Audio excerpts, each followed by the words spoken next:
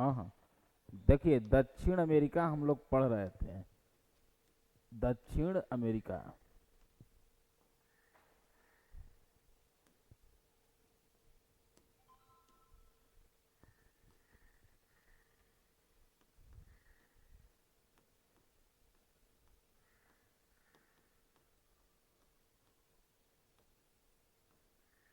दक्षिण अमेरिका। दक्षिण अमेरिका के बारे में हम लोग देख रहे थे। अमेरिका में हम बताए थे आप लोग को, क्या क्या बताए थे कि हम लोग को एक राजनीतिक पढ़ना होगा और एक हम लोग को प्राकृतिक पढ़ना होगा। चाहे हम कोई भी देश की शुरुआत करें, ये दोनों चीज़ें हमको पढ़ना होगा। जिसमें राजधानी, राज्य राजधानी ये सब हम बता चुके थे। राज्य राजधानी जब बता चुके थे तो एक बार उसको थोड़ा सा सुर में सुर मिलाना होगा, राज्य और राजधानी को। तो जैसे हम बताए थे आप लोगों को कुछ राज्य राजधानी, जैसे बताए थे Brazil, Brazil, Chile, Argentina, Argentina के बाद उरुग्वे, उरुग्वे के बाद पराग्वे, फिर बोलीविया, बोलीविया के बाद पेरू, पेरू के बाद, पेरू के बाद इक्वाडोर, इक्वाडोर के बाद कोलंबिया, कोलंबिया के बाद वेनेजुएला, वेनेजुएला के बाद, वेनेजुएला के बाद गुयाना, गुयाना के बाद सूरीनाम, सूरीनाम के बाद, सूरीनाम के बाद फ्रेंच गुयाना।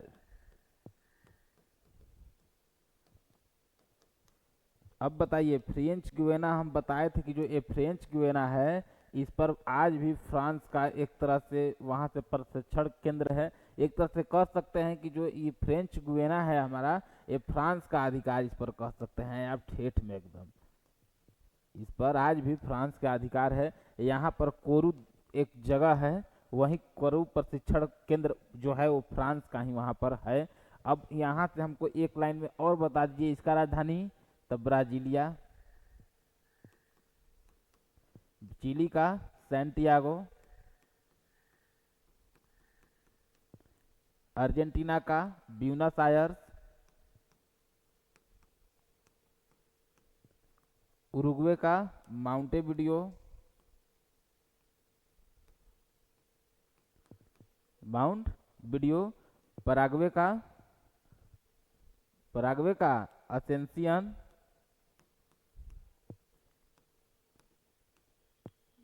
बोलीविया का लापाज। सब बताए हुए हैं, बस खाली एक मिनट में रिवीजन कर लीजिए। पेरू का लीमा,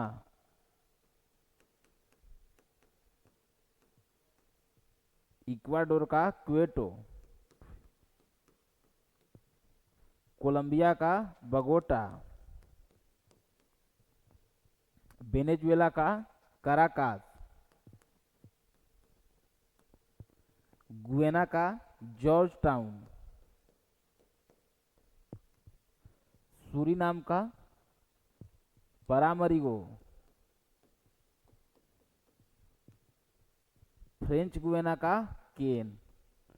देखिए यही राजधानी जो राजनीतिक में हम लोग बताए थे, हम आपको जो समझाए थे, जो समझाना चाह रहे हैं, वो एक बार और देख लीजिए ताकि आगे की क्लास में किसी प्रकार की आपको समस्या उत्पन्न ना हो। देखिए हम बताए थे कि सबसे, अगर उच्चतम राजधानी पूछेगा आपसे तो आंसर होगा लापाज। अगर विश्व का सबसे उच्चतम माने ऊंचाई पर अगर स्थित कोई राजधानी पूछेगा आपसे तो आंसर लापाज होगा। सेकेंड अगर ऊंचाई पूछेगा तो कहाँ है, क्वेटो, इक्वेटो होगा सेकेंड नंबर पे। ये ध्यान में रखिएगा। फूलों का शहर बताए थे, परामरिगो को फूलों का भी शहर कहते हैं, इसको फूलों का शहर करते हैं। और ब्राजीलिया नाम इसीलिए पड़ा कि यहाँ पर ब्राजील नामक या ब्राजील नामक एक विशेष कृत्रिम एक पौधा पाए जाते हैं, उसी के नाम पर इसका नाम ब्राजील है। समझ गए।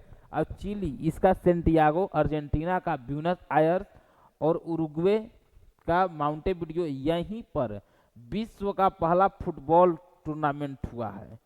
आज भी अगर पूछेगा आपसे कि विश्व में फुटबॉल का टूर्नामेंट कहाँ प्रथम बार हुआ था, तो उरुग्वे की राजधानी माउंटेविडियो में, उरुग्वे की राजधानी माउंटेविडियो में, और पराग्वे का राजधानी असेंसियन, असेंसियन।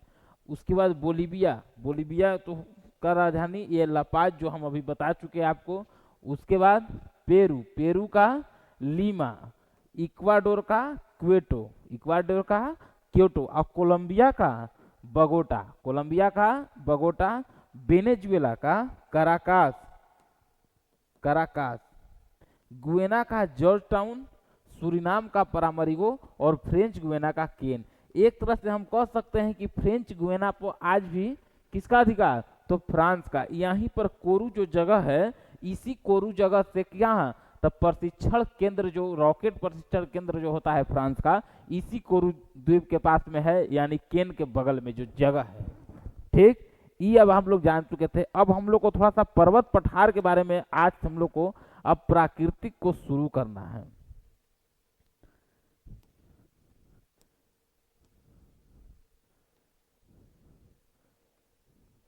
देखिए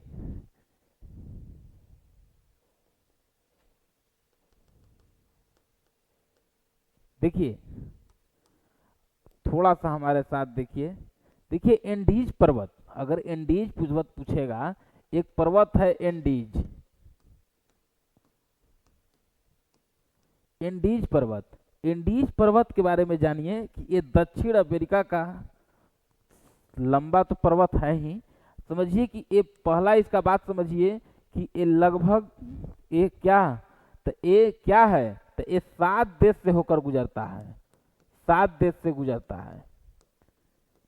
कहाँ से निकलता है, तो एक वेनेजुएला से, वेनेजुएला, उसके बाद कोलंबिया, उसके बाद इक्वाडोर, देखते रहिएगा, इक्वाडोर के बाद पेरू, पेरू के बाद अर्जेंटीना, बोलीविया, चिली। 1 2 3 4 5 6 7। अब देखिए, अब इसमें अगर आपसे पूछ दिया कि एंडीज पर्वत, जो ये हमारा एंडीज जो पर्वत है, इसका जो लंबाई है, चौड़ाई सबसे ज्यादा कहाँ है, तो आप नक्शा में भी देख पा रहे होंगे कि इसका चौड़ाई कहाँ सबसे ज्यादा है, तो यही आपको बोलीविया में। देखिए थोड़ा सा ध्यान दीजिए, इस बोलीविया में अगर चौड़ाई आपसे पूछे कि एंडीज का चौड़ाई कहाँ सबसे ज्यादा है, तो आप एक लाइन में कहिएगा कि जिस समझ रहे हैं बोलीविया में है। अगर चौड़ाई नहीं, अगर लंबाई आपसे पूछेगा, तो हम बताए थे कि देखिए यहाँ से जो चिली का जो क्षेत्र शुरुआत हो रहा है, सबसे लंबा ये उत्तर से दक्षिण, तो चिली देश है, ये है पूरे विश्व में उत्तर से दक्षिण ये चिली ही है जो सबसे माने ज्यादा लंबा है, लगभग 42-70 के आसपास में। रूस है तो 4000 है, ये ध्यान में रखिए, रूस है 4000 और ये है 42-70। तो ऐसा हो सकता है कि उत्तर से दक्षिण अगर पूछे तो आपको ऑप्शन में रूस भी दिखे। रीजन की चॉइस जो है एकदम क्लोज है, तो इसीलिए चॉइस क्लोज होने के कारण इसीलिए, लेकिन आपको ध्यान रखना है कि चिली का, तो जब हम कहिए रहे हैं कि लंबा सबसे ज्यादा है उत्तर से दक्षिण, तो ये तो वैसे ही ना आ रहा है उत्तर से दक्षिण, तो इसका सबसे ज्यादा लंबाई कहाँ है, तो चिली में।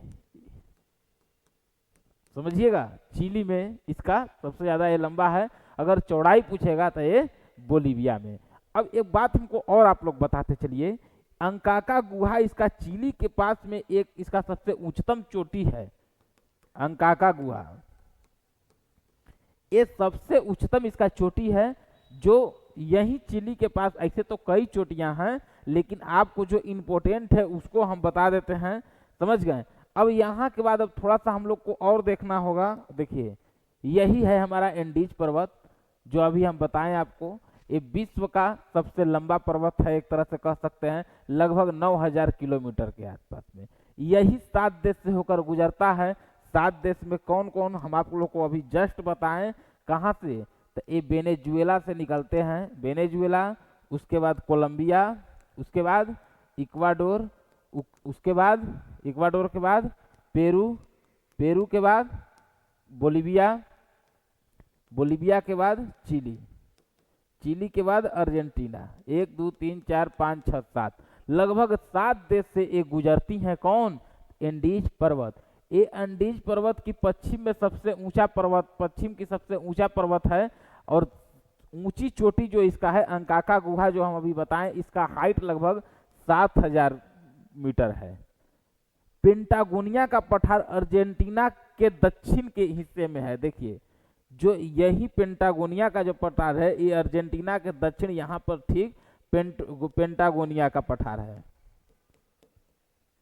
पेंटागोनिया का पठार यहीं पर स्थित है। कहाँ? अर्जेंटीना के दक्षिण पूर्व के हिस्से में पेंटागोनिया का पठार है। अब आइए थोड़ा सा देखिए, एक बात समझ गए, एंडीज पर्वत ये सबसे लंबा पर्वत है, विश्व का लगभग 9000 किलोमीटर के आसपास में है, जो 7 देश से होकर गुजरता है। जो निकलता कहाँ से है? तो वेनेजुएला से, उसके बाद वेनेजुएला के बाद कोलंबिया, कोलंबिया के बाद इक्वाडोर, इक्वाडोर के बाद पेरू, पेरू के बाद बोलिविया, बोलिविया के बाद अर्जेंटीना, अर्जेंटीना के बाद चिली। सीक्वेंस सजाने के लिए देगा, इसीलिए ऊपर से नीचे हम नाम बोले हैं, ताकि आपको स्पष्ट हो जाए कि कैसे याद करना है इसको। और हम बताएं कि ये 7 देश से तो गुजरता ही है, और सबसे इसकी ऊंची चोटी अंकाका गुहा है, अंकाका गुहा, जो 7000 मीटर इसकी ऊंचाई है। इसीलिए पेंटागोनिया का पठार जो अर्जेंटीना के दक्षिण पूर्व हिस्से में है। कौन? तो पेंटागोनिया का पठार दक्षिण पूर्व हिस्से किसके? अर्जेंटीना के। ठीक, अब आइए, अब मरुस्थल के बारे में थोड़ा सा बात करते हैं। तो देखिए, एक मरुस्थल वहाँ अटकामा मरुस्थल है, जिसका बहुत नाम सुनते हैं आप लोग। तो अटकामा जो है ये चिली के उत्तर और पेरू के दक्षिण, देखिए यही अटकामा जो है हमारा, ये चिली के उत्तर और पेरू के दक्षिण, यानी आप समझ रहे हैं जो हम कहना चाह रहे हैं। देखिए, यही चिली के उत्तर और पेरू के दक्षिण, चिली जो नीचे है, ये हमारा जो चिली है, इसके कहाँ? तो इसके उत्तर, और पेरू जो है उसके दक्षिण, ये स्थित है अटकामा मरुस्थल। और ये सबसे शुष्क मरुस्थल है, इसीलिए कह सकते हैं उत्तर में जब है तो शुष्क मरुस्थल है। तो हम एक जगह बताए थे एरिका, याद करिएगा थोड़ा सा। एरिका के बारे में हम बताए थे कि एरिका सबसे शुष्क प्रदेश भी है, तो इसी अटकामा के बगल में ही है जो शुष्क है। वहाँ वर्षा होती है कब? 15-20 साल पर। वहाँ हवा में नमी उस तरीके की नहीं रहती है। इसी मरुस्थल के बगल में ही ये जगह है उसका, चिली का। और ये विश्व का शुष्क मरुस्थल भी अगर पूछेगा तो ये अटकामा मरुस्थल हो जाएगा। अगर शुष्क मरुस्थल पूछेगा तो अटकामा। लेकिन तांबा नाइट्रेट का निक्षेप यहाँ पर खूब पाया जाता है इस मरुस्थल के आसपास में। ये तांबा इसीलिए हम आपको बताए थे कि चूंकि माटा हो गया, ये सब सेंटियागो, ये सब जो चिली का जगह है, यहाँ पर आपको तांबा नाइट्रेट की अधिक मात्रा में होता है। एक सेल्सवास वहाँ सदाबहार वन है, सेल्सवास जो है ये सदाबहार वहाँ का वन है। और इस वन में घने वन, सघन वन, ऊंचे वृक्ष पाए जाते हैं। जो ऊंचे वृक्ष हैं वो यहीं पाए जाते हैं। कहाँ? सेल्सवास में। ये सदाबहार वन है वहाँ का सेल्सवास। झील की बात करेंगे अगर हम लोग, तो देखिए टिटिकाका झील है एक वहाँ। ये झील जो है ये बोलिविया में स्थित है। आपको एक बात बताते हैं, बोलिविया में हम लोग देखे थे कि बोलिविया में ही एक जगह था लापाज, जो बोलिविया का राजधानी था लापाज। लापाज क्या? तो सबसे उच्चतम राजधानी लापाज। बोलिविया में ही टिटिकाका झील के ही आसपास में ये लापाज है। टिटिकाका झील के बगल में ही ये हमारा लापाज है, इसीलिए। और पेरू तट पर स्थित है। पेरू बोलिविया का जो सीमा देखिए यहाँ, देखिए ई हो गया हमारा पेरू, ई है हमारा पेरू, और ई हो गया बोलिविया। इसी के तट पर ये स्थित है। कौन? तो वही चीज है, समझ गए। तो ये पेरू का तट हो गया, ये हो गया, और यहीं पर देखिए लापाज हो गया, लापाज। और लापाज के ही शहर जो है वही टिटिकाका झील के आसपास में ही एक शहर लापाज भी है वहां का। लापाज पेरू तट पर स्थित है और विश्व का सबसे ऊंचा नाव भी चलती है इस झील में। अक्सर बहुत कम झील है जहां नाव भी चलती हैं, तो टिटिकाका झील जो है ये विश्व का एक तरह से कह सकते हैं ऊंचा। ऊंचा क्यों कह रहे हैं, जब उसका राजधानी हम देखें कि लापाज जो विश्व की सबसे उच्चतम राजधानी है, अगर उस जगह पर टिटिकाका झील के बगल में ही राजधानी है, तो जाहिर सी बात है कि टिटिकाका जो झील है वो भी हमारा सबसे ऊंचा होगा। इसीलिए ऊंचा है। ऊंचा के साथ साथ सबसे खास बात यही है कि इसमें नाव भी चलता है, और नाव कैसे चलता है वो हम लोग देखेंगे। और यही टिटिकाका के ठीक बगल में वहां एक और है पोपा झील। ये भी टिटिकाका पोपा ये दोनों है वहां बोलिविया में ही, और पोपा झील भी है। और माराकैबो जो है ये दक्षिण अमेरिका का सबसे बड़ा है। अगर बात करिएगा माराकैबो, तो ये एक तरह से कहाँ स्थित है, तो वेनेजुएला में। और वेनेजुएला में हम बताए थे कि पेट्रोलियम का वहां से अधिक उत्पादन होता है। पेट्रोलियम के लिए वो मशहूर जगह है, माराकैबो हो गया या वेनेजुएला का क्षेत्र हो गया। तो इसीलिए एक बात ध्यान में रखना होगा। तो ये टिटिकाका और पोपा ये दो झील कहाँ, तो ये दोनों झील बोलिविया में है। कहाँ है, तो बोलिविया में है। झील टिटिकाका की बात करिए तो ये याद रखना है कि विश्व का सबसे ऊंचा ये झील है। रीजन वैसे नहीं याद होगा तो आप लोग को लापाज को माइंड में रखना है कि लापाज, पोपा झील और टिटिकाका ये दोनों झील के बगल में ही हमारा बोलिविया की राजधानी लापाज स्थित है। अगर लापाज स्थित है तो कहने का वही सेंस हुआ कि ये चीजें हो गई झील, और ये माराकैबो जो झील है ये कोलंबिया बोलिविया में नहीं है। बोलिविया में टिटिकाका और पोपा ये दोनों बोलिविया में है, लेकिन माराकैबो जो है वो वेनेजुएला में है। माराकैबो कहाँ है, वेनेजुएला में है। वन्य जीव की बात करते हैं थोड़ा सा वहां का वन्य जीव। एक पक्षी है कैंडोर। कैंडोर को जब आप देखिएगा तो ये सबसे बड़ा शिकारी पक्षी है। फोटो है कि नहीं,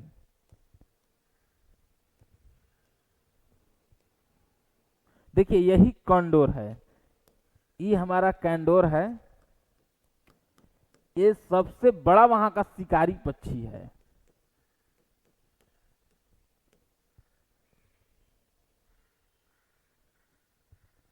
शिकारी पक्षी, जब शिकारी पक्षी आपसे पूछेगा तो देखिए यही कैंडोर हैं जो कि सबसे बड़ा शिकारी पक्षी वहां का ये है।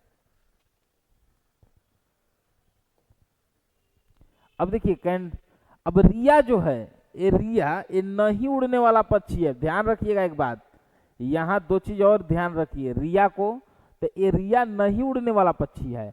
और एक बात ध्यान में रखिए कि नहीं उड़ना में जैसे एमू हो गया, शुतुरमुर्ग हो गया। एमू कहाँ पढ़े थे हम लोग, तो ऑस्ट्रेलिया में।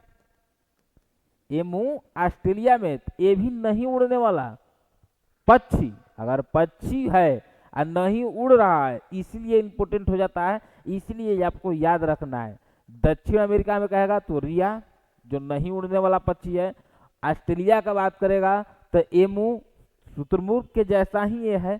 तो एमू जो पाए जाते हैं वो ऑस्ट्रेलिया में पाए जाते हैं।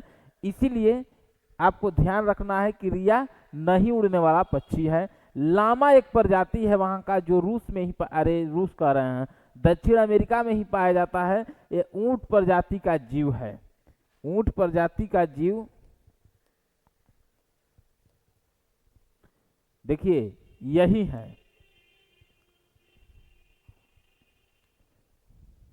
ये ऊंट प्रजाति का लग रहा है ना हल्का हल्का। और जो छोटा लामा है वो देखिए ई है, उसका बच्चा है।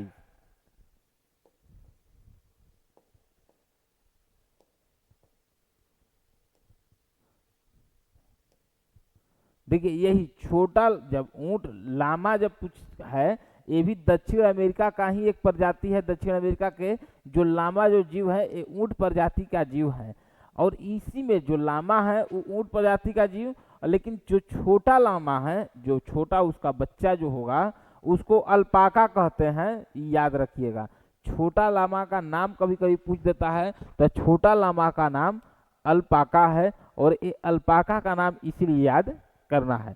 अब देखिए एक जगुआर है जो चीता प्रजाति का है। अब देखिए जगुआर कहाँ है, जगुआर देखिए यही है जगुआर। देखिए एकदम लग रहा है कि चीता है। ये दक्षिण अमेरिका में ही पाया जाता है ये। इसका नाम है जगुआर, लेकिन यह चीता के प्रजाति जैसा नहीं लग रहा है, ये चीता के जैसा, इसीलिए हम इसको लिखे कि ये चीता के प्रजाति के जैसा लग रहा है। अब आइए, अब देखिए वही चीज है अमेजन, जो अब नदी के बारे में पढ़िए, पहले ये देख लीजिए। एक कैंडोर, कैंडोर जो शिकारी पक्षी दक्षिण अमेरिका का, रिया नहीं उड़ने वाला पक्षी रिया, उसके बाद रिया के बाद लामा जो ऊंट के प्रजाति का है, उसके बाद जगुआर, जगुआर कहाँ है तो चीता के प्रजाति का है। अब आइए अमेजन बेसिन में ही एक जो सेल्सवास जो सदाबहार वन जो अभी हम बताएं, विश्व का सबसे लंबा सांप एनकोंडा पाया जाता है। एनकोंडा जो सांप है, जो सेल्सवास जो वन बताए हम अभी सदाबहार वन, इसी वन में ये सांप पाया जाता है एनकोंडा, जो ये दुनिया का ये सबसे लंबा सांप है एनकोंडा। एनकोंडा दुनिया का सबसे लंबा सांप है एनकोंडा, जो कि सेल्सवास वन में ये पाए जाते हैं। जो सेल्सवास वन जो सदाबहार वन जो विश्व में है वो दक्षिण अमेरिका में, वहीं पर इस विश्व का सबसे लंबा सांप एनकोंडा पाए जाते हैं। अब आइए थोड़ा सा बात करते हैं हम लोग कृषि के बारे में। तो एक लाइन में समझिए कि कहवा यानी कॉफी, तो कॉफी के उत्पादन में ये ब्राजील का स्थान सबसे ऊपर है। देखिए ब्राजील का, जिसे एक तरह से कह सकते हैं कि पात्र, विश्व का पात्र कहते हैं इसको, कहवा पात्र कह सकते हैं।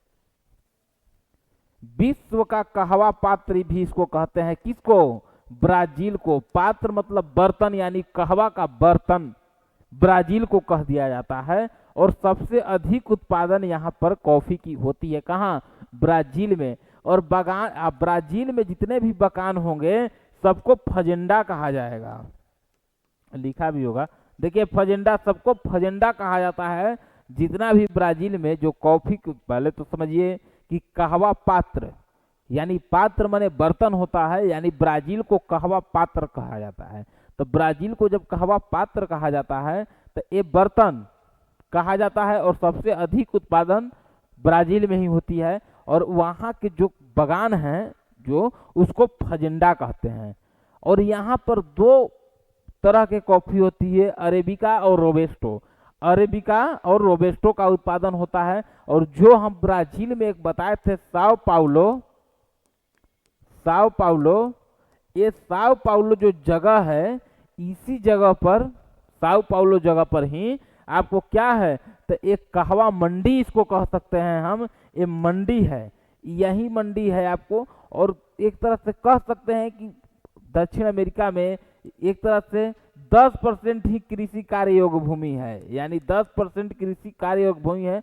और प्रमुख वहाँ का जो फसल है गेहूं और मक्का, जो कहाँ होता है, गेहूं मक्का का सबसे अधिक उत्पादन वहाँ अर्जेंटीना और उरुग्वे में होता है। अर्जेंटीना और उरुग्वे में होता है सबसे अधिक उत्पादन।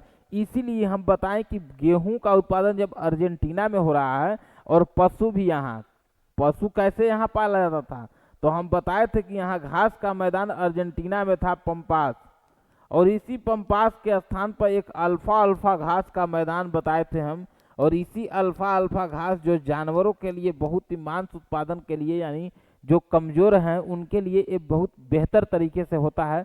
और जब इसको देखिएगा तो जाके वहाँ जब जाइएगा अल्फा अल्फा, तो यही अल्फा अल्फा के पास में ये, इसीलिए इसको अर्जेंटीना को गेहूं का भी जब उत्पादन हो रहा है, ये गेहूं का भी उत्पादन अर्जेंटीना में हो रहा है, और पशु का भी वहाँ बहुत ज़्यादा। और जब टॉनिक वाला जब घास का मैदान वहीं है अल्फा अल्फा, तो जीव जानवर वहीं पर न रहेंगे सबसे ज़्यादा। इसीलिए हम बताए थे कि अर्जेंटीना को पशुओं, गेहूं और पशुओं का भी देश कहते हैं। इसीलिए अब वालसा, एक लकड़ी है जो कॉर्क के बनाने में इसका उपयोग होता है। जो वालसा जो ये लकड़ी है, ये लकड़ी का प्रयोग जो कॉर्क आप लोग देखे हैं, जो बैडमिंटन में जो कॉर्क खेला जाता है, तो यही वालसा जो है ये हल्की लकड़ी है, हल्की लकड़ी। इसी का उपयोग करके कॉर्क बनाने में, और जिसका प्रमुख वृक्ष सिलिकोना है, और इसी सिलिकोना के छाल से, सिलिकोना का जो छाल है उससे कुनैन प्राप्त होता है, और इस कुनैन से मलेरिया की दवा बनाई जाती है। ध्यान रखिएगा, सिलिकोना के छाल से कुनैन की प्राप्ति होती है, और कुनैन की प्राप्ति के साथ साथ ही इस कुनैन की प्राप्ति के साथ यहाँ मलेरिया की दवा इससे बनाई जाती है। बात समझ गए। अब यहाँ के बाद अगर मलेरिया की दवा की अगर बात अब करिएगा, अब आइए खनिज की बात करते हैं। तो देखिए खनिज की जब बात करेंगे हम लोग, तो दक्षिण अमेरिका में आपको सब बताए थे कि पेट्रोलियम अगर पूछ दिया तब आंख बंद करके वेनेजुएला आंसर मार दीजिए। पेट्रोलियम का सबसे ज्यादा यहाँ से उपयोग यहाँ होता है, और तांबा और नाइट्रेट अगर आपसे पूछ दिया तो चिली में। कई क्वेश्चन याद रखिएगा, अगर पेट्रोलियम पूछे कि पेट्रोलियम सबसे ज्यादा दक्षिण अमेरिका में कहाँ होती है, किस देश में होती है, तो आप कहिएगा कि जी सब समझ रहे हैं एकदम वेनेजुएला में होती है। उसके बाद तांबा नाइट्रेट अगर आपसे पूछे तो आपको कहना है कि सबसे ज्यादा चिली में होती है। अगर आपसे टीन के बारे में पूछे तो टीन होता है बोलीविया में। टीन कहाँ होता है? तो बोलीविया में। तांबा नाइट्रेट कहाँ होता है? तो चिली में। पेट्रोलियम सबसे ज्यादा कहाँ होता है? तो पेट्रोलियम होता है कहाँ? तो वेनेजुएला में। पेट्रोलियम कहाँ होता है? तो वेनेजुएला में। अब आइए थोड़ा सा बात समझिएगा कि अब मैग्नीज अगर आपसे पूछ देगा तो ये मैग्नीज आपका ब्राजील में होती है। मैग्नीज जो है ये ब्राजील में होती है। देखिए यही अमेजन नदी है हमारी। देखिए ये जो अमेजन नदी है हमारी आ रही